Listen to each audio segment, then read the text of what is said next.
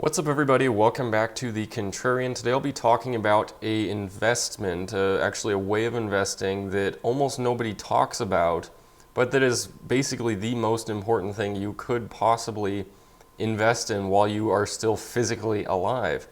And that is going to be healthy lifestyle, prioritizing preventative care in your lifestyle, and just the common sense things like that. I'll also be talking about my journey from a very severe traumatic brain injury, having a full recovery from that. A lot of things having to do with that, and also having to do with today's day and age where Big Pharma is trying to sell the current drug, the current operation, just the perfect fix for everything that doesn't involve lifestyle change, but how it really rarely works out well in the long term. So today I'll be talking about how this is probably one of the most important things one could possibly invest in life, is just a very broad spectrum based healthy lifestyle. So today I'll just be talking about the important things of this and things that everybody can do to prioritize this. And I don't really see that many people in the maybe investing world who talk about this as being important. I think Luke Groman has mentioned it a few times here and there, but other than that, I haven't really heard anybody else mention the importance of healthy lifestyle and just enjoying one's life to begin with. Because if you have money, like a lot of the top 1% does, but you don't have good health, which remarkably a lot of them don't, it just really puts you in a very difficult place. You have everything you could physically want, and yet you're oftentimes not a very happy person. So it's a common situation, unfortunately, in the top 1% where they have everything they could possibly want, and yet they're fairly unhappy with that. So it's important to say that health and lifestyle encompasses a lot more than just physical health. It's not just, am I physically fit and am I not having any, illnesses or conditions right now. It's more so broadly based. So there's mainly three pillars I try to break it down into, assessing it for myself. Physical health obviously being the most obvious one of a healthy diet and exercise type things.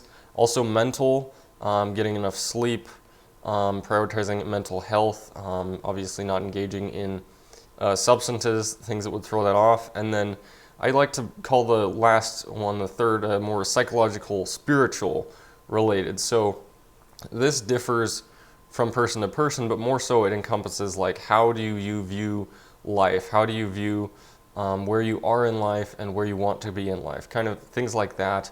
It definitely would encompass religious background and things of that nature. So it's kind of three main categories that if you only focus on one, you're not really going to likely be in the best state of health that you could be.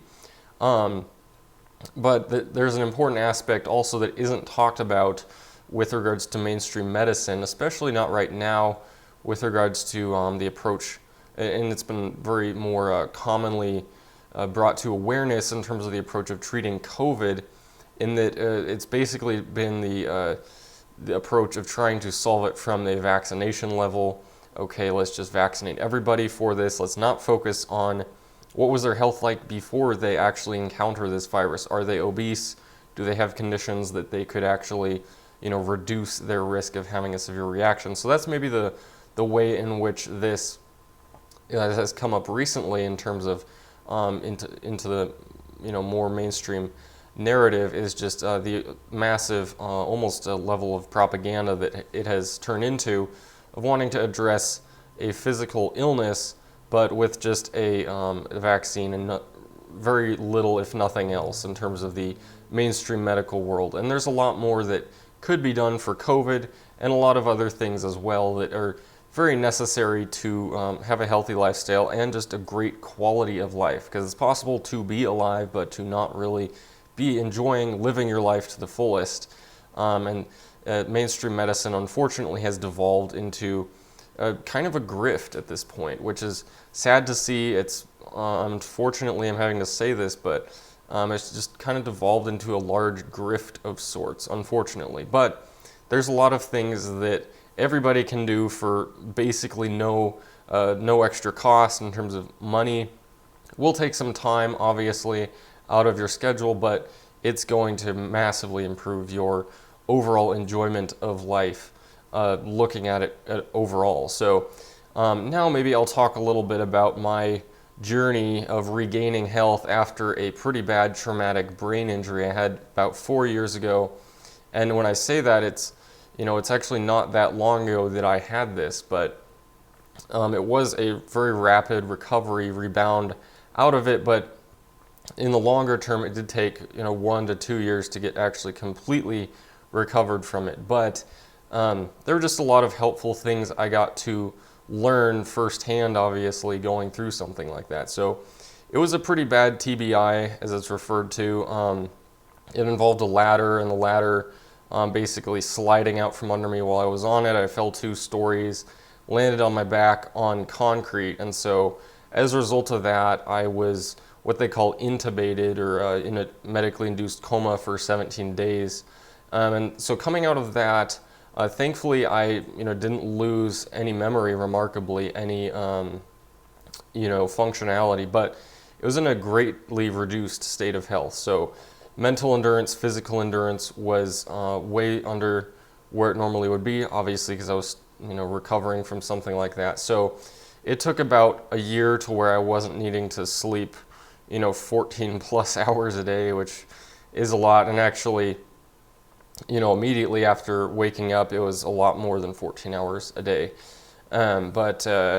Yeah, so it was quite the recovery from something like that. But during that time, there were a lot of things that I was able to do, that my family was able to do for me, actually, during a lot of it, because there were a lot of decisions that I either was not making because I was not conscious at the time, or because I didn't have the time to really look into it. But going down the road, there were some decisions I decided to make as well, but they really usually would not involve the advice of doctors around us or things like that. It would more so be research you can do on online health forums and things like that, just seeing what is most helpful to prioritize brain recovery from a severe injury. And so it's things like eating a keto diet coming out of the brain injury, which is very helpful for the brain, because the brain is made up of a lot of lipids, of fats, and so eating a diet very high in omega-3s, and also cutting out all the crap like processed foods, added sugars, processed grains, things like that. If you cut out all the crap and you add in a lot of omega-3s, healthy proteins, vegetables, things like that, if you eat a lot of that and cut out all of the junk, you're in a place where you can recover a lot more quickly and fully than you might be able to eating a conventional Western diet. So that was maybe one of the more major changes that I was able to make early on that really reaped dividends going down the road during the recovery. And so there are also other things here and there. I actually was able to get completely off of all medications eventually. Just about 6 months ago this happened. It was really remarkable. So this was about 3.5 years out from the accident that I was actually able to get completely off of all medications that I had to go on as a result of the injury. And so that's really remarkable. None of the doctors thought I would actually get to that point. They were always saying that, oh, this certain medication, you'll have to take it the remainder of your life. They were very pessimistic when it came to that. But looking into other things as well, it wasn't necessarily an unsafe decision I made to get off of the medications. There are other things I was able to do. Actually having like a EEG done that actually kind of maps your neurological activity, which makes sure that you are safe to go off of certain medications. Things like that I was able to do, and then it just gradually decrease over the course of about 1.5 years until you're eventually off of it, kind of a thing. So it's very non-conventional. No doctor, or very few doctors, I should say, would have recommended something like what I actually did. But, all medications are going to have side effects, and these ones some of them did have pretty pronounced effects. So it's very important to kind of weigh both sides of the equation when it comes to overall health. Now, I'm definitely not a doctor. I'm not giving personalized advice, but unfortunately, the medical world has devolved into a money-making scheme at this point for the most part, and that's not something I say with pride. It's something I say with a deep sense of, regret in my mind to see it having come to this. But there's just very common sense things that everyone can do in their lives. And I think at a certain point, an important question to ask oneself is, do I want to get better from this condition, this injury, whatever it might be? Do I really want to get better back to a full recovery where I was, even maybe better than where I was before if I wasn't in great health prior? And I know I say this, it could come across as offensive. Well, of course I want to get better. But there's going to be changes, lifestyle changes, habits that you will need to make to get back to good health. And so some people, a lot of people actually decide to prioritize their addictions, their conveniences, their prior habits. And because of that, they won't get back to where they were before. They'll continue using medications. They might get close. They might think they're back to where they were before. And then, it just won't last very long that they're actually in a good state of health. Medications are going to have side effects. And of course, if you did not solve the underlying problem to begin with why you're currently in a bad state of health, it's very unstable to expect a medication to be able to fix that long term. It's going to be rare that it actually does work long term and that you have just clean sailing from then onward with just a medication fixing things. So unfortunately, the medical world's trying to fix something, an underlying problem that has existed prior to it becoming a crisis level. They're trying to fix it with something equivalent to a Band-Aid on a large wound with a medication. And so, yeah, medications are helpful. They can do a lot in the short term. Obviously, I needed to be on medications for a few years, and they were helpful for a few years. But in the long term, they're going to have some very profound side effects usually. And it's important to really do diligence and look into those. Oftentimes, doctors will not tell you about the long-term side effects of something up front. They will almost, they might mention a few of them, but they might not even say, how likely it is for any given person to experience these. Of course, this is coming up most recently now with the COVID vaccines and the severe side effects that it's appearing that these are having on some people. I did not talk about this until now on this YouTube channel. I think it's worth mentioning, though, that there are a lot of very severe side effects that are becoming, in the mainstream narrative. They're coming up frequently with regards to these vaccines. I'm not a doctor. I'm not giving advice. I'm just saying I did not take these COVID vaccines. I'm very glad I did not, and I would be very hesitant to. In fact, I would not take them in the future. I would greatly discourage family members and friends from doing so. So just take that with a grain of salt, I guess. Where was I going with that? But all that being said, that's kind of another example of most recently how the medical world has tried to fix something, the disease of COVID, with a vaccine. Basically was not tested at all in clinical trials. They just put it out there, and it's basically a great experiment going on right now. So a lot of people want to get better. I guess bottom line, a lot of people want to get better. Usually taking medications could be a way to jumpstart that, but there's going to be a lot of lifestyle changes that are going to be needed to be made down the road that will help you get back to a state of health. The body really does want to heal itself.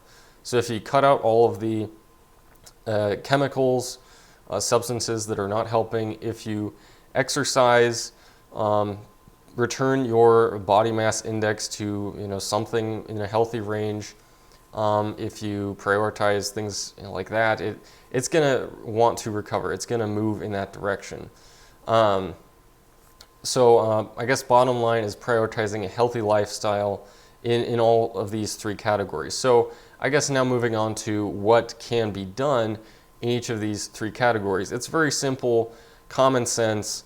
Diet, exercise, on the physical level, going to be the most necessary things to keep an eye out on.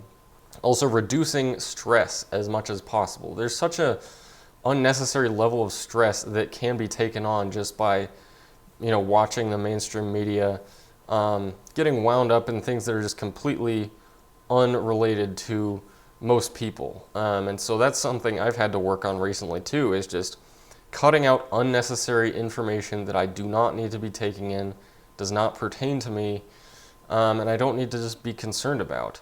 So that's a major, almost mental health one right there, is just cutting out all the unnecessary information. I would say limiting media consumption, whether that's television, movies, TV shows, things like that, are just a lot of unnecessary information as well. It can add up in people's minds and just greatly reduce, or it can increase stress levels almost without us knowing. And yeah, also prioritizing what is most essential in your life.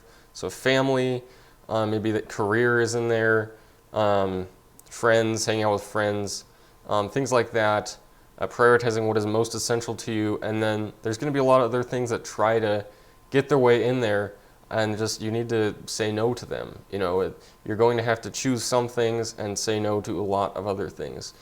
So and then all three aspects, focusing on all three of these aspects, so physical, mental, spiritual. And the spiritual definitely differs from person to person.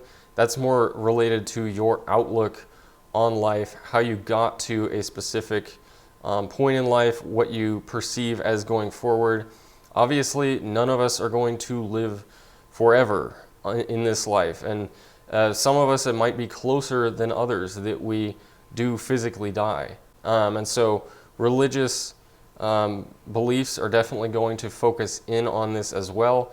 Now in this video, I did not talk about my own personal spiritual beliefs, how I came to be a born-again Christian, and that's a very politically incorrect adjective with which to describe somebody in this day and age, but I'll put a link to a video right up here if you want to hear about my personal journey to faith, how I really came from a more unlikely background to where I currently am with regards to spiritual beliefs. And I really do think that would be a important video, actually could have eternal importance for some of you out there. So all of this being said, let me know what you think about this very broad topic of health, lifestyle changes, the importance of prioritizing personal health in all categories. So let me know what you think about this down in the comments section below, and I hope to see all of you again at some point.